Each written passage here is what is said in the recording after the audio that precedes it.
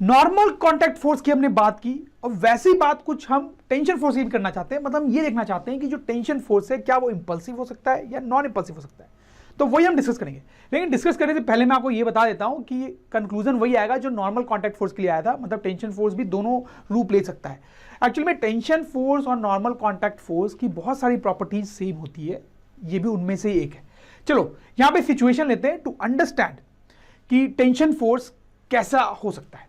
तो बड़ी सिंपल सी सिचुएशन है। आप देखो, एक रोप से हमारे पास यहां पे एक बॉल हैंग कर रही है, ठीक है। हम क्या करेंगे, इस बॉल को पकड़ के थोड़ा सा ऊपर उठा देते हैं।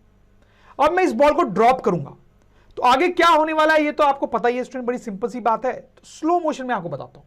आप जैसे बॉल को ड्रॉप करोगे, नीचे आएगी, नीचे आएगी, इसकी स्पीड बढ़ेगी, नीचे आएगी, और फिर अचानक से रुक जाएगी। क्यों अचानक से रुक जाएगी?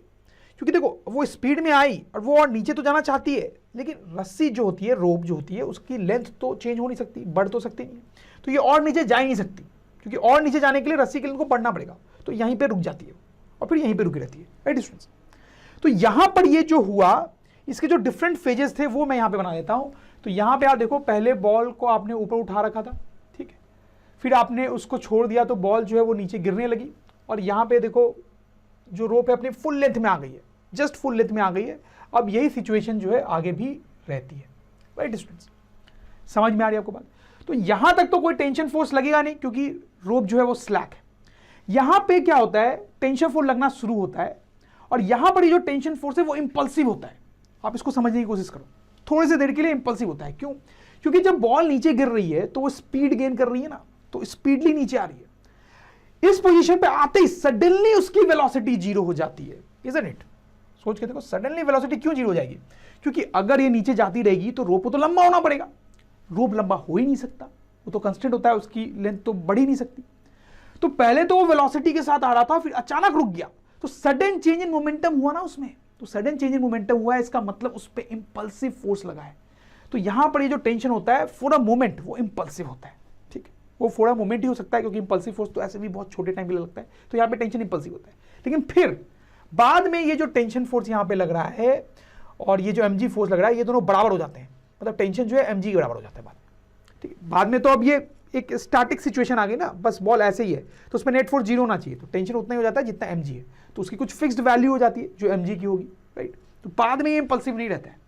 देखो, अगर हम इसका ग्राफ बनाएंगे स्टूडेंट्स, तो इस तरह से आप समझ ही गए इसका ग्राफ बनेगा।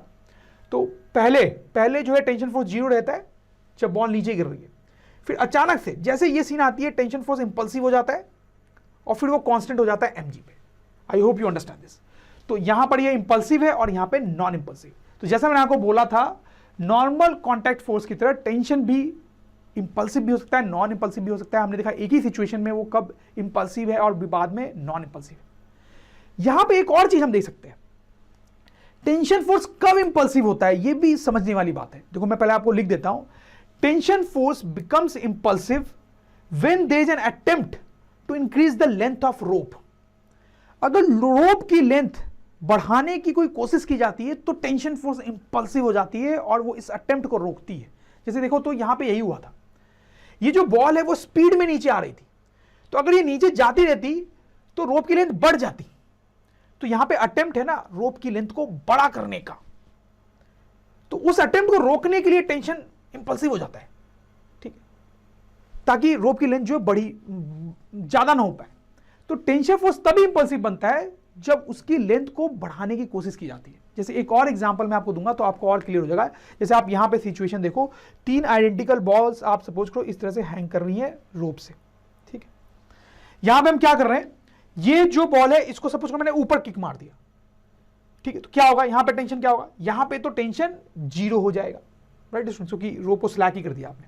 अच्छा, यहां पे आप देखो रोप की लेंथ को बढ़ाने का कोई अटेम्प्ट भी नहीं था, यहां पे तो छोटा करने का अटेम्प्ट था, तो यहां पे तो इंपल्सिव होने का चांस था भी नहीं टेंशन का, इनफैक्ट टेंशन जीरो हो गया, ठीक है। अच्छा, यहां पर देखो, यहां पे हम क्या करते हैं, बॉल पे नीचे किक मारते हैं, नीचे ऐसे, ठीक है। तो यहां पे there is an attempt to increase the length of the rope, क्योंकि हम इसको नीचे किक मार रहे हैं ताकि ये बॉल नीचे जाए तो रोप की लेंथ बढ़े, ठीक है। तो there is an attempt to increase the length of the rope. तो यहां पर जो टेंशन फोर्स है यहां पर वो इंपल्सिव है, रोप की लेंथ बढ़ेगी नहीं, ये टेंशन फोर्स लगेगा वो इंपल्सिव होगा। समझ लो बात। अच्छा, यहां पर देखो क्या कर रहे हैं हम, यहां पे हम इस तरह से किक मारते हैं, तो क्या होगा, इस तरह ये आगे की तरफ जाएगा। यहां पर जो टेंशन होता है वो इंपल्सिव नहीं होता है, ये नॉर्मल है, उसकी कुछ फिक्स सी वैल्यू होगी, नॉर्मल सी वैल्यू होगी और वो लगता रहेगा, ठीक है। क्योंकि देखो यहां पे आपने इधर की तरफ फोर्स लगाया ना, तो आप रोप की लेंथ को बढ़ाने की कोशिश नहीं कर रहे हो, आप बस बॉल को इधर ले जाने की कोशिश कर रहे हो। There is no attempt to increase the length of the rope. I hope you understand this students. तो tension can be impulsive as well as non impulsive. तो अभी तक हमने देखा कि नॉर्मल के बारे में, टेंशन के बारे में हमने देखा, ये इंपल्सिव भी हो सकता है, नॉन इंपल्सिव भी हो सकता है, ये भी इंपल्सिव भी, नॉन इंपल्सिव भी। अब बात करेंगे स्प्रिंग फोर्स की, तो क्या वो भी इंपल्सिव और नॉन इंपल्सिव हो सकता है? नहीं स्टूडेंट्स, वो हमेशा नॉन इंपल्सिव ही होता है। आपको याद हो जाना चाहिए कि स्प्रिंग फोर्स हमेशा नॉन इंपल्सिव ही होता है। अभी मैं प्रूव भी कर दूंगा आपके लिए, लेकिन वो अलग बात है।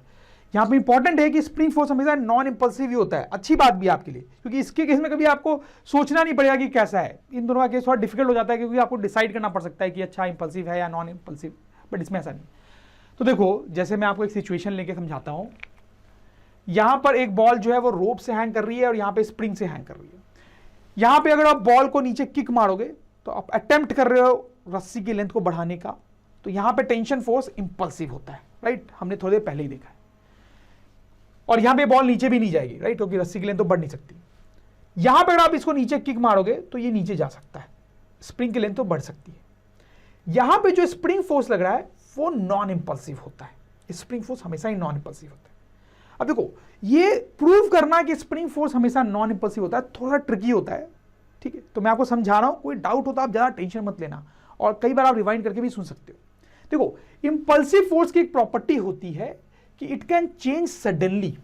हमने देखा भी है कि उसकी वैल्यू सडनली चेंज हो सकती है, लेकिन मैं यहां पे प्रूव कर दूंगा कि स्प्रिंग फोर्स की वैल्यू तो सडनली चेंज हो ही नहीं सकती। देखो कैसे, तो स्प्रिंग फोर्स जो होता है उसकी वैल्यू उसके लेंथ पे डिपेंड करती है, तो आपको पता है। तो स्प्रिंग फोर्स का फॉर्मूला ही क्या होता है, K × X। तो हम लिख सकते हैं value of spring force depends on its length. सही बात है, कोई डाउट नहीं यहां पे। अब देखो, दूसरा पॉइंट यहां पे ये है कि length of spring can not change immediately. देखो, स्प्रिंग की लेंथ सडनली चेंज नहीं हो सकती। स्प्रिंग की लेंथ को चेंज होने के लिए इस बॉल को नीचे आना पड़ेगा। बॉल को नीचे आने में कुछ टाइम लगेगा। बॉल ने डिस्प्लेसमेंट किया तो उस डिस्प्लेसमेंट को करने में तो कुछ टाइम लगेगा। तो कुछ टाइम लगेगा मतलब स्प्रिंग की लेंथ को चेंज होने में टाइम लगा, राइट। देखो, अगर स्प्रिंग की लेंथ सडनली चेंज होती तो क्या होता, सोच के देखो।